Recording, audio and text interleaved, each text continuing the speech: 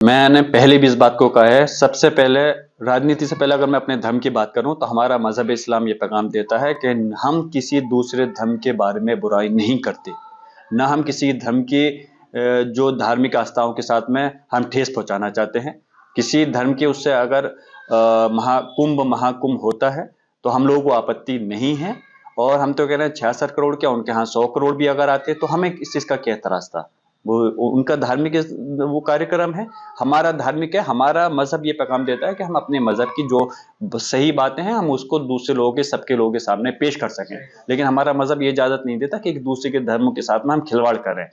तो हम तो ये कहते हैं, और मैंने विधानसभा में भी इस क्वेश्चन को उठाया है, सांसदों लोकसभा में भी प्रयास कर उठाने का, कि एक ऐसा कानून बनना चाहिए कि जो धार्मिक आस्थाओं के खिलाफ लगातार खिलवाड़ करते हैं, वो चाहे किसी भी धर्म के लोग हों, उनके खिलाफ सख्त कानून बने और उनको सख्त से सख्त कार्रवाई होनी चाहिए। क्योंकि खासतौर से मुस्लिम मजहब के खिलाफ में आए दिन ये बात होती रहती है। और जहां तक ये बात कहने की बात है कि विपक्ष इस बात पे वो लेकर के, माइक्रोस्कोप लेकर के ये खामियां ढूंढ रहा था, अरे मैं ये कहना चाहता हूं कि अगर वहां पर रेप बलात्कार नहीं हुआ तो धार्मिक कार्यक्रम में कौन क्यों जाएगा इस प्रकार की चोरी घटना करने। वो अगर अपने धार्मिक कार्यक्रम में जा रहा है तो वो इस मकसद से क्यों जाएगा। और दूसरी जहां तक बात है खामियां ढूंढने की, यह अगर मैं कहता हूं पूरे हिंदुस्तान के लिए इलाहाबाद के जो मुसलमान हैं, मैं उनको सलाम करता हूं कि उन लोगों ने जो एक जज्बा दिखाया, ये एक इंसानियत का सबूत दिया।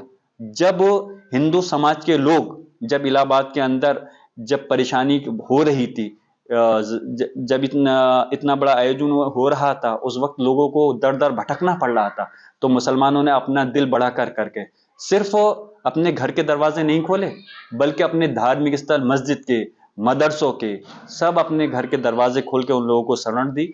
उन लोगों को अपने खाने पीने की व्यवस्था की, कंबल की व्यवस्था की। हम ये नहीं कह रहे कि ये एहसान किया, वहां के लोगों ने ये मैसेज दिया कि इंसानियत जिंदा है।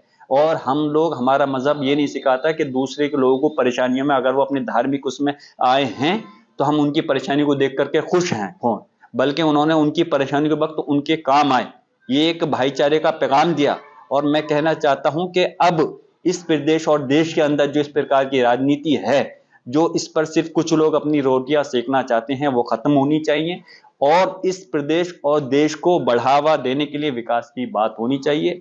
जहां तक हमारे मुसलमानों की बात है, पहले भी इस देश की आज़ादी में उन्होंने अपनी जान माल की कुर्बानियां दी हैं।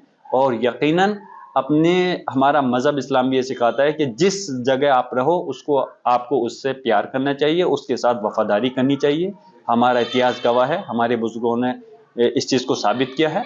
और आने वाले वक्त में हमारे देश की खुद दिल्ली की क्यों, हमारी मांग है, हमने गृह मंत्री जी से कि पूरे देश की कानून व्यवस्था की बैठक करें, हमारे उत्तर प्रदेश की भी बैठक करें, और किस प्रकार से खासतौर से संबल के मुद्दे को भी हम देखें। हमारी मांग है कि किस प्रकार यहाँ पर कानून व्यवस्था के साथ में खिलवाड़ कानून के रखवालों ने ही किया है। हमें अफसोस है, हम तो चाहते हैं कि इस प्रदेश और देश की में कानून का राज होना चाहिए, संविधान का राज होना चाहिए, न्याय का राज होना चाहिए। और हर वर्ग, हर तबके को, हर धर्म के लोगों को, कोई किसी धर्म से ताल्लुक रखता हो, किसी बिरादरी से ताल्लुक रखता हो, कोई मालदार हो, कोई गरीब हो, हर समाज को, हर व्यक्ति को इंसाफ मिलना चाहिए। ये हमारी मांग है।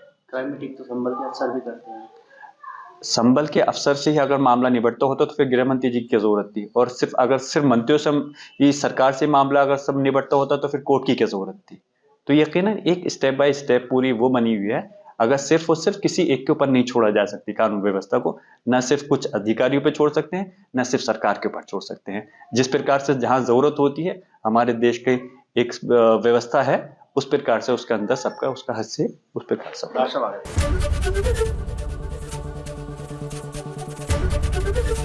एबीपी गंगा, खबर आपकी, जुबान आपकी।